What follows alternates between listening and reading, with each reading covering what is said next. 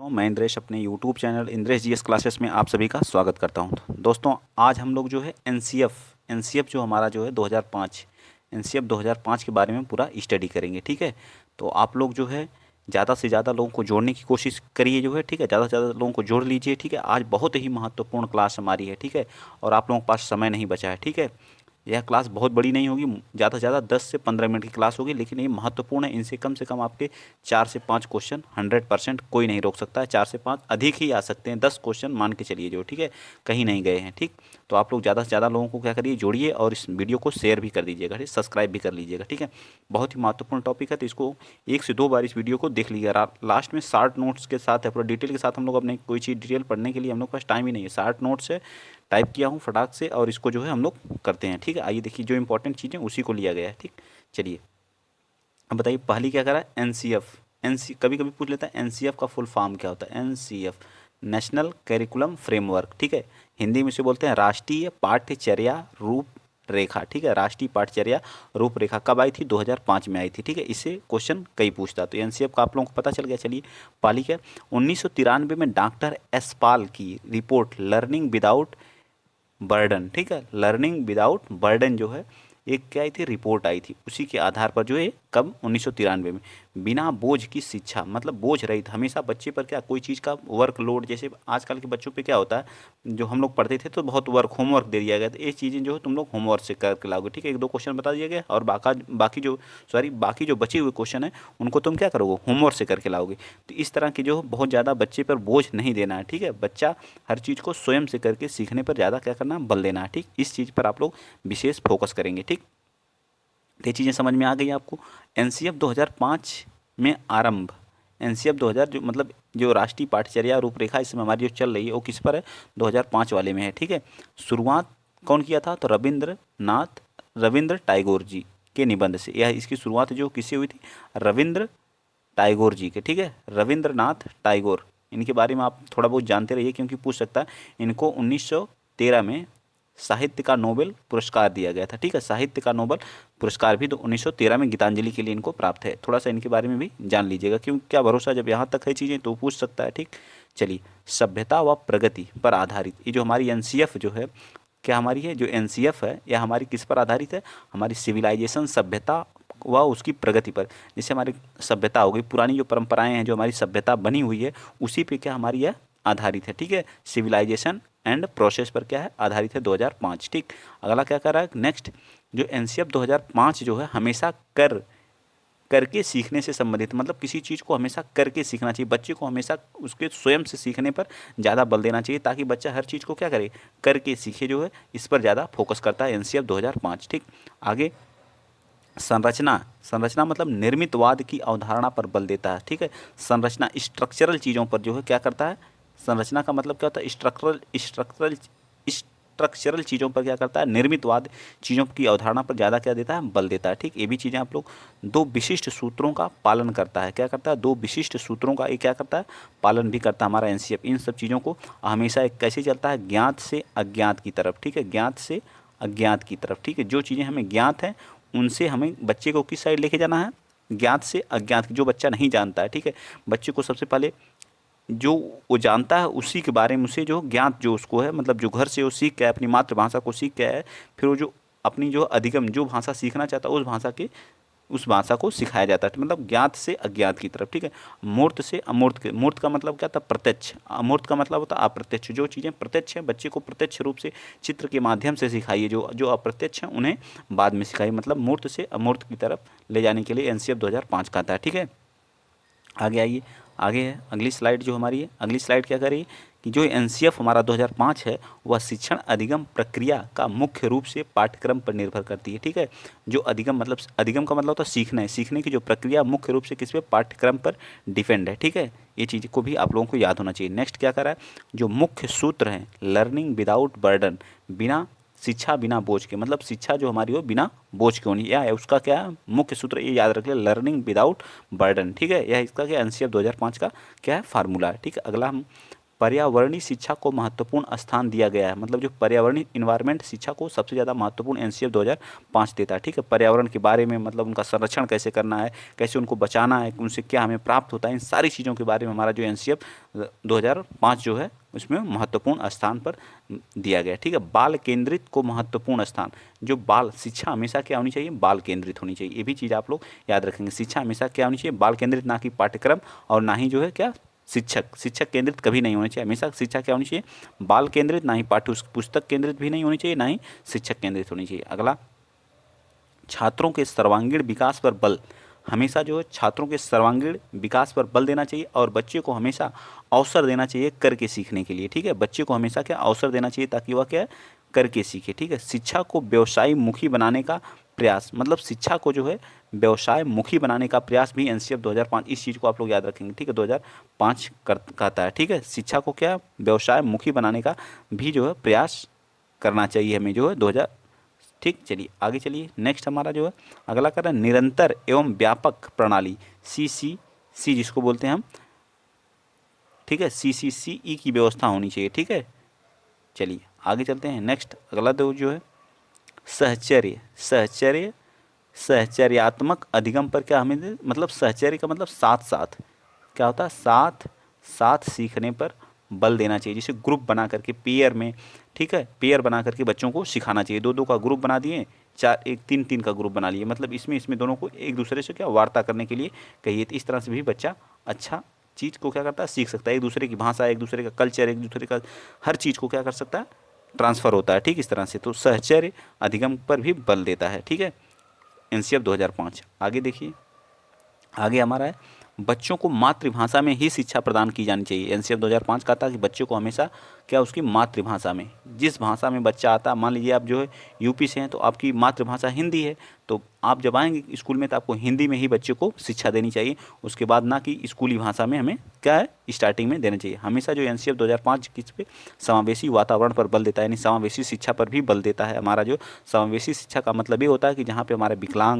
विकलांग बच्चा हो, या फिर जो कैसा हो, सामान्य बच्चा हो या दिव्यांग बच्चा, जैसा भी बच्चा हो, सबके लिए एक क्लास होनी चाहिए। मुझे समावेशी कक्षा कहते हैं। और वातावरण क्रिएट करना चाहिए। समावेशी शिक्षा का मतलब समावेशी वातावरण क्रिएट करना चाहिए। समावेशी स्कूल में समावेशी वातावरण क्या करना चाहिए, क्रिएट करना चाहिए। नेक्स्ट बताइए, करके सीखने पर, अभी कहा ना मैंने, करके सीखने पर ज़्यादा फोकस करता है 2000 एनसीएफ 2005। आगे, प्राथमिक स्तर पर गणित शिक्षा के उद्देश्य हैं। प्राथमिक स्तर पर गणित शिक्षण के उद्देश्य हैं। प्राथमिक स्तर पर जो है गणित शिक्षण के क्या हैं, उद्देश्य हैं, ये भी याद रखिएगा। ठीक है, आगे क्या करा, समस्या जो है समाधान के लिए कौशल स्किल विकास करना। मतलब अगर कोई समस्या आ रही तो बच्चे के अंदर ऐसी स्किल डेवलप कर दीजिए कि वो समस्या का समाधान स्वयं कर सके। ठीक है, तर्क संगत, मतलब लॉजिकल थिंकिंग को प्रोत्साहित करना चाहिए। हमेशा जो तर्क संगत चीज़ों को क्या करना चाहिए, प्रोत्साहित। इन सब चीज़ों को आप लोग याद कर लीजिए। ठीक है, तर्क संगत विचारों को हमेशा क्या करना चाहिए, ऐसे ही डायरेक्ट पूछ देगा इसमें से एनसीएफ 2005 में जो है किस चीज़ को प्रोत्साहित करना, तो ऑप्शन में दे देगा तर्क संगत विचारों को क्या करना, प्रोत्साहित करना चाहिए। बस ऑप्शन हो गया, ऐसे ही क्वेश्चन बनेगा, किसी में कुछ दे देगा जो है। ठीक है, तो आप थोड़ा सा सिर्फ रिवीजन कराया जा रहा है यहाँ पे जो है। ठीक है, तो डिटेल के चक्कर में आप इस समय आपके पास समय नहीं है कि सारी चीज़ें डिटेल में बताया। मेरे ख्याल से आप सभी लोग, जितने लोग भी मुझको देख रहे हैं, सभी लोग जो है इन सब चीज़ों को कई बार पढ़ चुके होंगे। ठीक है, इसलिए मैं बहुत डिटेल में नहीं जा रहा हूँ, आप बस देखिए और याद करने के बस रिवीजन कराया जा रहा है। ठीक है, गणित को बच्चों के दैनिक जिंदगी से जोड़कर बताना। जो गणित है उसको बच्चे की जो रोज़मर्रा की ज़िंदगी है उससे हमेशा जोड़ करके क्या करना चाहिए, गणित को हमेशा बताना चाहिए। ठीक है, जोड़ना चाहिए उनकी लाइफ से। अगला, हस्तशिल्प एवं उत्पाद प्रक्रिया हैं जो समावेशी शिक्षा में अत्यंत महत्वपूर्ण सिद्ध होती है। मतलब हस्त के द्वारा हस्तशिल्प उत्पाद जो हो, उत्पादन प्रक्रिया है जो हाथ के द्वारा बच्चा सीखता है, वो समावेशी शिक्षा में जो है अत्यंत क्या है, महत्वपूर्ण। ये हमारे क्या थे, मोस्ट इंपॉर्टेंट जो हमारे महत्वपूर्ण पॉइंट थे। ठीक है, अब आइए हम 5 सिद्धांत के बारे में देखें। जो सिद्धांत दिए गए थे, 5 सिद्धांत है इसके। ज्ञान को स्कूल बढ़ाओ की मात्रा रहेगी। ठीक है, स्कूल के बाहर जीवन से जो हम ज्ञान को जो हमेशा जो है, नहीं कि स्कूली ज्ञान को ही स्कूल के अंदर ही हमें सिखाना, बच्चे को हमेशा जो उसके बाहर के जीवन से उसको हमेशा क्या करना चाहिए, जोड़ना चाहिए, रटंत प्रणाली से मुक्त करना चाहिए। ठीक है, बिल्कुल सही बात है। बच्चे को कभी भी रटाने या याद कराने, अभ्यास कराने की बात हमेशा जो हमारा एनसीएफ 2005 गलत था रहा है। ठीक है, चलिए, पाठचर्या पाठ्यपुस्तक केंद्रित न हो, हमेशा जो है शिक्षा जो पाठ्य पुस्तक या पाठ्यचर्या केंद्रित कभी भी नहीं होनी चाहिए, बल्कि क्या होनी चाहिए, बाल केंद्रित होनी चाहिए। ठीक है, क्या होनी चाहिए, बाल केंद्रित होनी चाहिए या बालक केंद्रित होनी चाहिए। ठीक है, आगे परीक्षा को या पाठ्यक्रम को हमेशा क्या लचीला बनाना चाहिए, फ्लेक्सिबल बनाना चाहिए, ना ही रिजिड और ना ही कठोर बनाना चाहिए। ठीक है, ना ही आसान आसान भी बनाने की बात नहीं, हमेशा फ्लेक्सिबल का मतलब उसमें चेंजेज भी किए जा सकते हैं। ठीक है, और कक्षा की गतिविधि से मतलब जो कक्षा में जो भी गतिविधियाँ हो रही हैं उसको हमेशा जो है जोड़ा जाना चाहिए। ठीक है, अगला हमारा जो है जो राष्ट्रीय मूल्यों के प्रति जो है आस्थावान विद्यार्थी तैयार, मतलब जो राष्ट्रीय मूल्य हैं, जो राष्ट्रीय कर्तव्य हैं उनके जो है उसके प्रति बच्चों को आस्थावान विद्यार्थियों को क्या करना चाहिए, तैयार करना चाहिए। ठीक है, तो ये हमारे थे एनसीएफ के जो है 5 सिद्धांत। ठीक है, अब आइए यहीं पे हम शांति शिक्षा से कुछ जो पीसफुल जो एजुकेशन होती है आज रिलेटेड जो भी एजुकेशन से जो क्वेश्चन पूछे जाते हैं उनको भी आज देख ही लेते हैं। ठीक है, क्या करा, हिंसा को दूर रखते हुए जो है सामाजिक संस्कार पर बल देना चाहिए, बिल्कुल सही बात है। ठीक है, शांति शिक्षा का मतलब क्या, वहाँ हिंसा नहीं होनी चाहिए। ठीक है, हिंसा को दूर रखते हुए सामाजिक संस्कार पर क्या करना चाहिए, बल देना चाहिए, हमारा शांति शिक्षा का आती है। पीस एजुकेशन से भी क्वेश्चन कभी कभी पूछ लेता है, तो इस पर भी फोकस।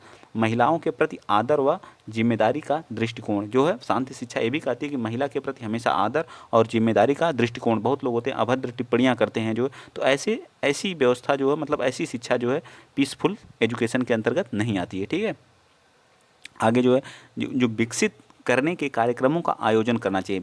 विकसित करने का बच्चे के अंदर हमेशा जो विकासशील जो चीज़ों को उनके अंदर लाने के लिए जो है अलग अलग स्थानों पर समय समय पर क्या कार्यक्रम का आयोजन करते रहना चाहिए। ठीक है, स्कूलों में जो विशेष क्लबों व रीडिंग रूम की स्थापना, जैसे स्कूल हो गया, स्कूल में जो विशेष क्लब हो गया, रीडिंग रूम की स्थापना करना चाहिए, जिससे बच्चे वहाँ जाकर के लाइब्रेरी टाइप में जो शांति स्थापित हो वहाँ बच्चे क्या कर सकें, पढ़ सकें। ठीक है, वो भी हमारी क्या है, पीसफुल शिक्षा का एक क्या हिस्सा है। ठीक है, समय समय पर ऐसी फिल्में दिखाई जाएं जो न्याय व शांति के मूल्यों को बढ़ावा दें। जैसे हमारे इस समय देखिए अजीब ढंग की जो है मूवी बन रही है। ठीक है, उसका विरोध भी हो रहा है। ठीक है, तरह तरह की मूवी आप लोग मार्केट में आ रही हैं, आप देख ही रहे हैं। ठीक है, तो उन सब चीज़ों पर ना हमें जो ऐसी शिक्षा देना, ऐसी मूवी बनानी चाहिए ताकि जो बच्चे के जो है उसमें क्या हो, उसके मानसिक विकास हो सके, उस चीज़ों को देखे जो है शांति पीसफुल शिक्षा का क्या करे, इन्वायरमेंट तैयार हो उसको देखने से। ऐसी जो हमें जो है फिल्में बच्चों को क्या करना चाहिए, दिखाने चाहिए, जो न्याय व शांति के मूल्यों को बढ़ावा दे। ठीक है, आइए आगे चलते हैं। अब हम शिक्षा का अधिकार अधिनियम 2000, इससे भी एक क्वेश्चन रहता है, इसको भी इसको बोलते हैं right to education, right to education बोलते हैं। ठीक, 2009 में यह हमारा शिक्षा का अधिकार जो है आया था। ठीक है, इसमें कितने से कितने वर्ष के बच्चों को लिए अनिवार्य होता है, बताइए, 6 से 14 वर्ष तक के बच्चों के लिए निःशुल्क शिक्षा अनिवार्य है। ठीक है, निःशुल्क शिक्षा अनिवार्य है। ठीक है, निःशुल्क शिक्षा यह हमारे किस में दिया गया बताइए, यह हमारे संविधान में भी दिया गया है। ठीक है, इस चीज़ को भी आप लोग याद रखेंगे। ठीक है, चलिए, यह शिक्षा का अधिकार हमारा एक का मौलिक अधिकार है। ठीक है, क्या मौलिक अधिकार भी है, डीपीएसपी में भी दिया गया है। ठीक है, चलिए आगे चलते हैं। मौलिक कर्तव्य के अंतर्गत भी है, देखिए इसमें दिया गया है सब कुछ जो है।